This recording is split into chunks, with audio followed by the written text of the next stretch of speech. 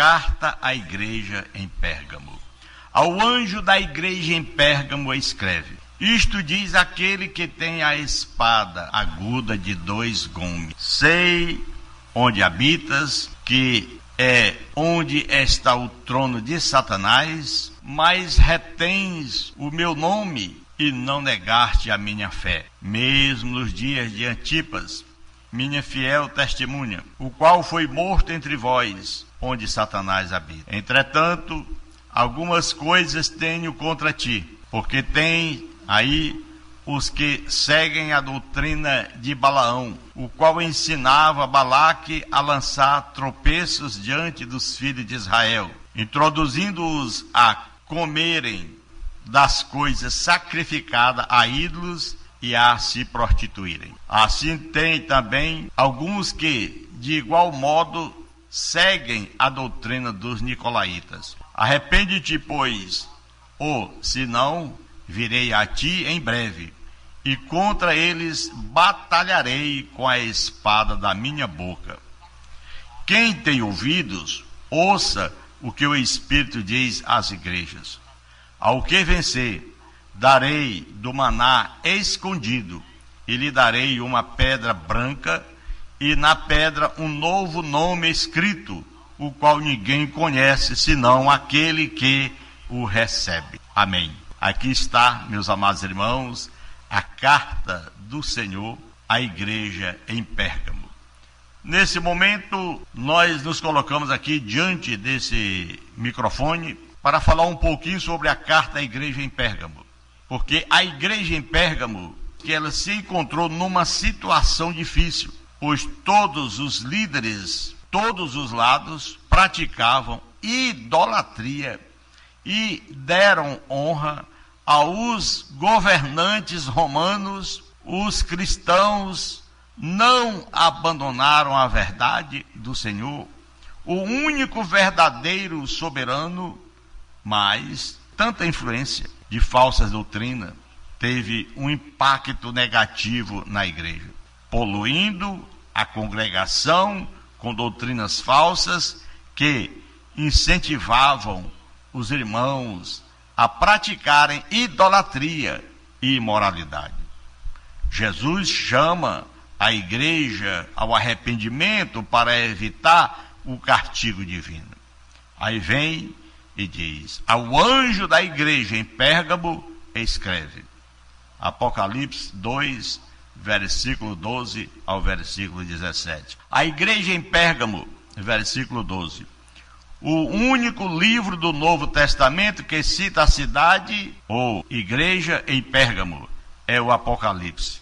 Com a ajuda dos romanos, Pérgamo ganhou independência dos Seleucidas 190 anos antes de Cristo e passou a fazer parte do Império Romano a partir de 130 anos antes de Cristo. Então, durante mais de 200 anos, foi a capital da província romana, aquela capital romana na Ásia. Teve a maior babilônica fora de Alexandre.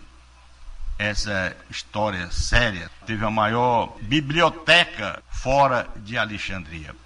O Egito foi o povo de Pérgamo que começou a usar peles de animais para fazer pergaminho, substituindo o papiro, naquela época do Novo Testamento. Então, meus irmãos, daquele que tem a espada afiada de 2 gumes, a espada representa a autoridade e o poder para julgar e castigar, no versículo 12. É Jesus e não o governo romano que segura essa espada, conforme capítulo 1, versículo 16. Conheço o lugar em que habitas, onde está o trono de Satanás, versículo 13.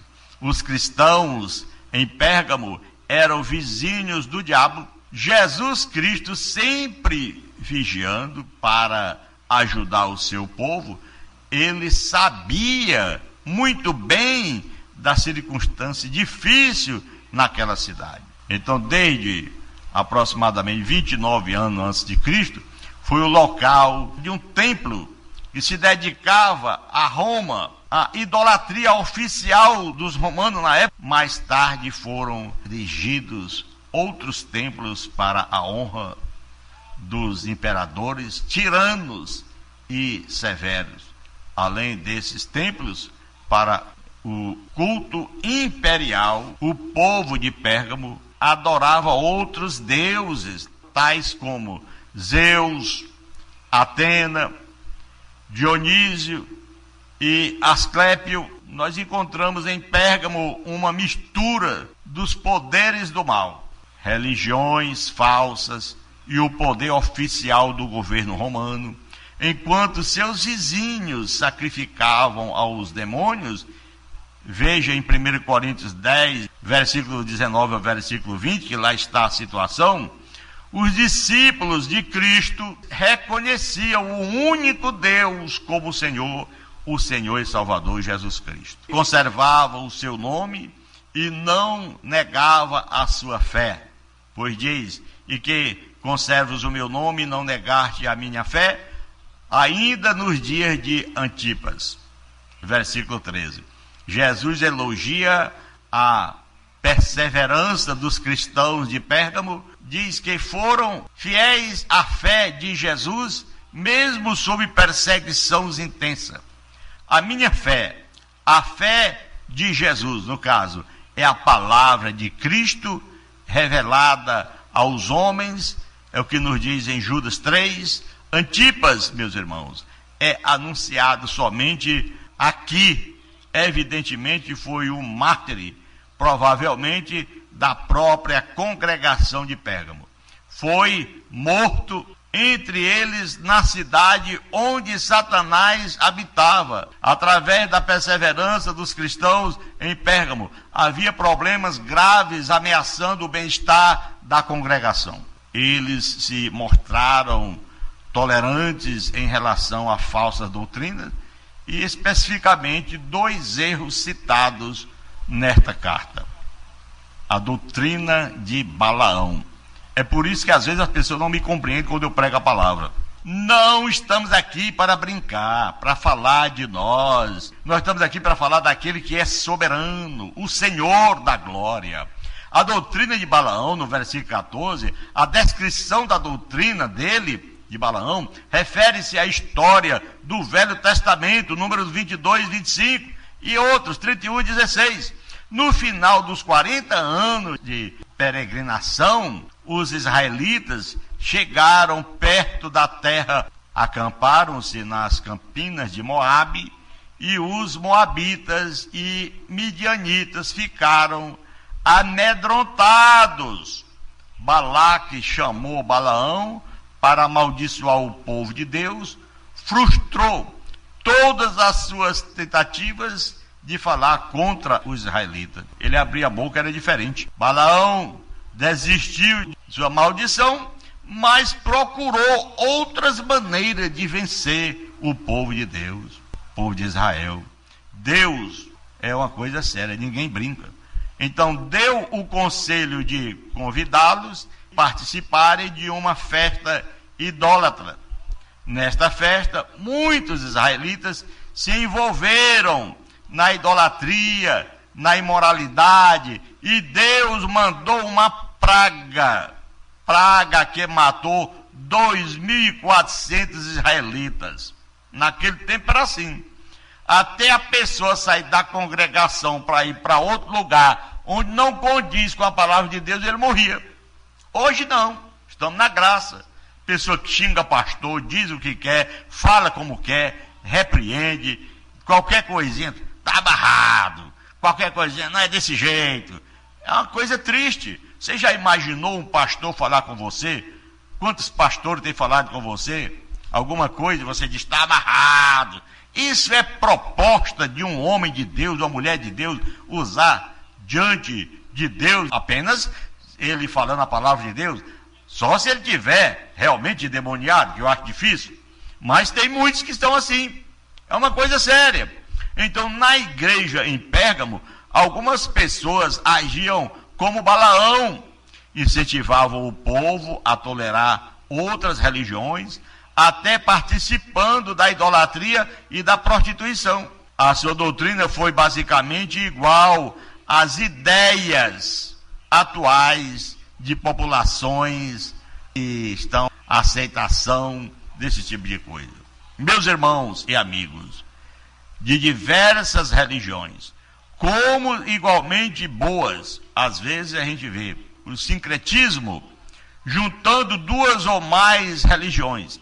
A doutrina dos nicolaítas, no versículo 15, a Bíblia não identifica esta doutrina, mas diz que Jesus odiava as obras dos nicolaítas e elogiava os efésios por rejeitar esses ensinamentos. É o que nos diz no capítulo 2, versículo 6.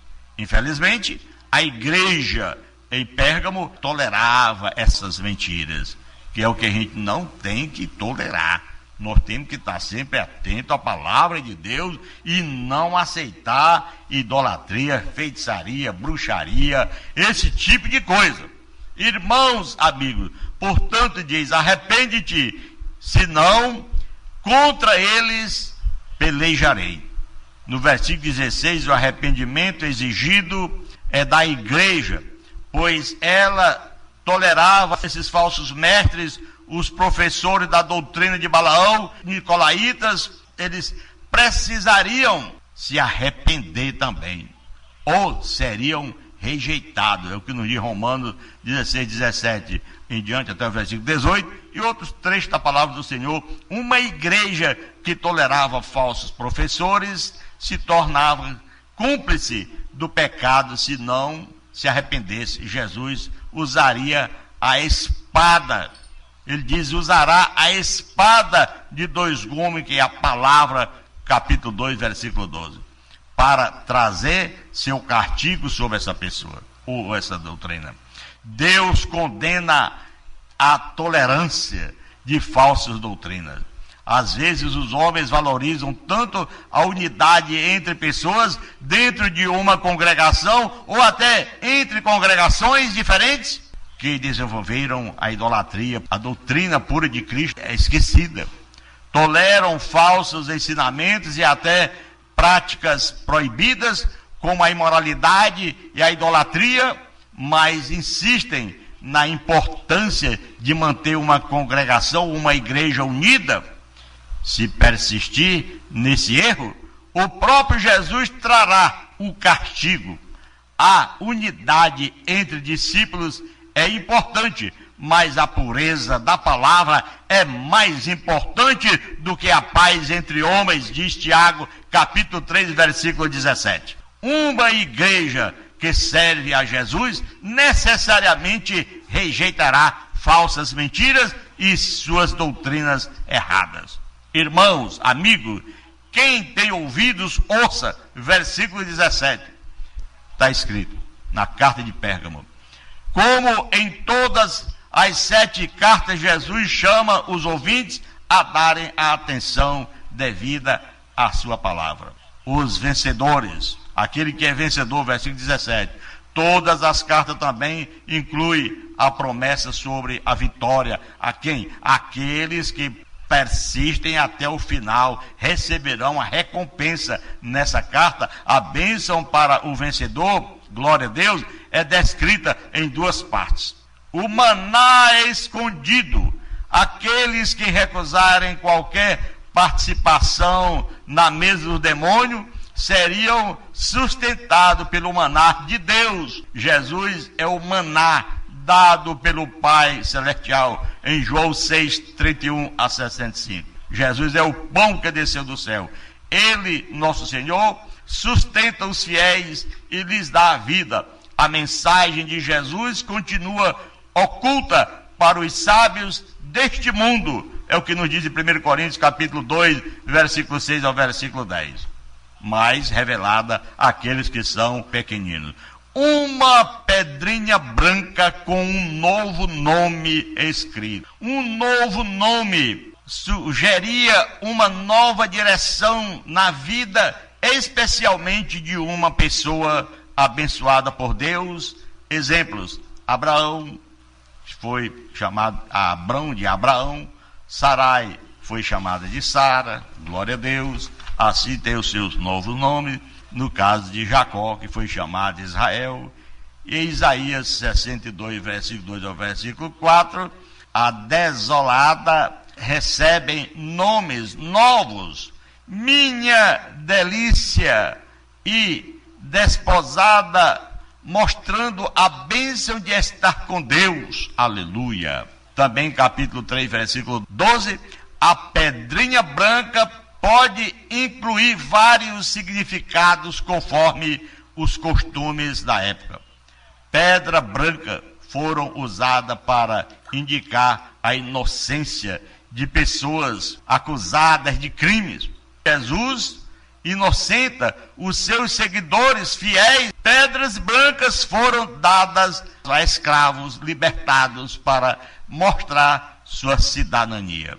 Os fiéis não são mais escravos do pecado, pois se tornaram cidadãos da pátria celestial. Filipenses capítulo 3, versículo 20, foram usados pelos romanos como um tipo de ingresso para alguns eventos. Jesus Cristo permite os fiéis, aleluia, entrarem na presença dele para o seu banquete, é o que nos diz o capítulo 19, versículos 6 e 9. Também foram dados os vencedores, aqueles que creem em Cristo, que aceitam a sua palavra. Aquele vencedor de corrida é a situação que nós vivemos aqui, correndo, andando rumo a Canaã celestiais. E aos vitoriosos em batalha. Então todos esses que são vitoriosos, que alcançam o final, os fiéis, aleluia, são vencedores que receberão o prêmio da coroa da vida. Segundo Timóteo, capítulo 4, versículo 7 a versículo 8. Nós temos aqui uma rápida conclusão do que nós estamos falando sobre essa carta em Pérgamo. Devemos imitar a perseverança dos discípulos em Pérgamo, mantendo firme a nossa fé, mesmo se encararmos as ameaças e perseguições. Ao mesmo tempo, não devemos negligenciar outras impossibilidades diante de Deus. Servimos um Deus puro e devemos manter e defender a doutrina pura para ele, aquela que ele revelou. Qualquer doutrina que incentiva a idolatria ou a imoralidade vem do diabo.